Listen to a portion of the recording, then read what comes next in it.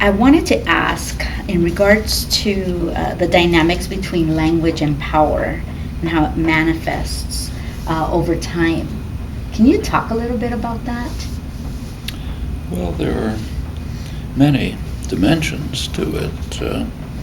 Those, from one point of view, those who control the language have automatically a degree of power just by virtue of their dominating the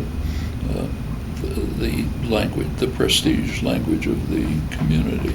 Others correspondingly lose power. From another point of view, having not just your own language, but your own language as part of a cultural and community framework simply empowers people.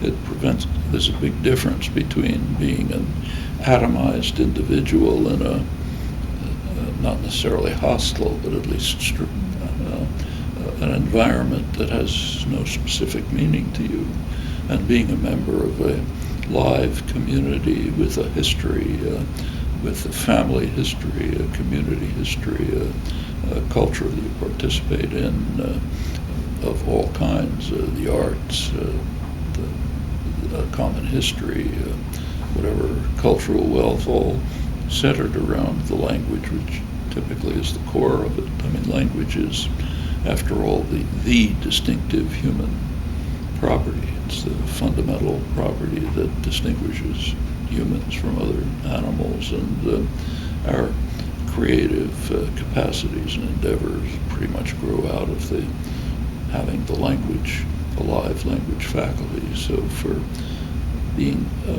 integrating a community, both with the past and with the present and an anticipated future, that situates a person in a system which is enriching and empowering just by virtue of being part of it, as distinct from being an atom inside a general environment which you have no relationship to, no special relationship to.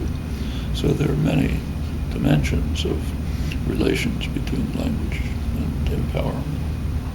How do you feel about that, Dr. DeGraff? Well, when I think of, say, my own country, Haiti, I think it's such a clear case of this link between language and power. So if you look at what's happening now in Haitian politics, in the school system, those who have the mastery of the French language, they automatically detain the most power because the school system is built in a way that excludes the majority who speaks only Creole. You see, so there's a clear link here between once you introduce and you have science and mathematics and literacy in Creole, automatically you will allow the school to create a sharing of power across the population, not only just among those who speak French. You see, so for me, this question is so pertinent, because what we're trying to do in Haiti with Creole is to create a framework where everyone can participate in the creation and transmission of power, of knowledge, really, which gives you power then. Dr. Chomsky, what do you think about promoting Creole languages and using them in our schools? In Boston? Yes. Well, it's one of the main spoken languages in Boston. I think it's third after English and Spanish, and you hear it all the time. Every time I take a taxi ride, That's right. I'm talking pure Creole. You know. So it's for the community itself, and also just for the general cultural vibrancy of the city. It should be encouraged and supported as a major language that's part of the Boston scene, critical for the community itself and enriching for the rest of us. Like it's more exciting, diverse, lively community if you see cultures thriving and developing. Why do you think Haitian Creole or Cape Verdean Creole haven't been promoted in Massachusetts or in Boston to be part of, the school system, the languages that the students actually learn, are literate in, are bilingual in? Well, Well, it's partly general ignorance, which was also true of the linguistics profession, even for a long time, that didn't really recognize these as authentic languages, which is, of course, crazy.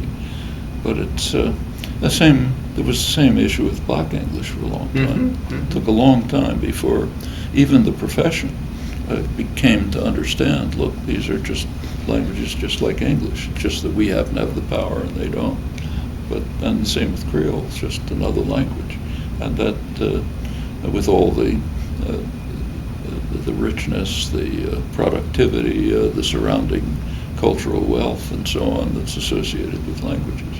And it's, in the lay cultures, it has been even harder to bring about this recognition, partly because of the associations of language with class, with other, color and so on and so forth. So to try to, it's been hard enough even for Spanish, and to do it with Creole that has the extra disability of racism, of the sense, the false belief that somehow Creoles are not real languages, which is not true, and so on.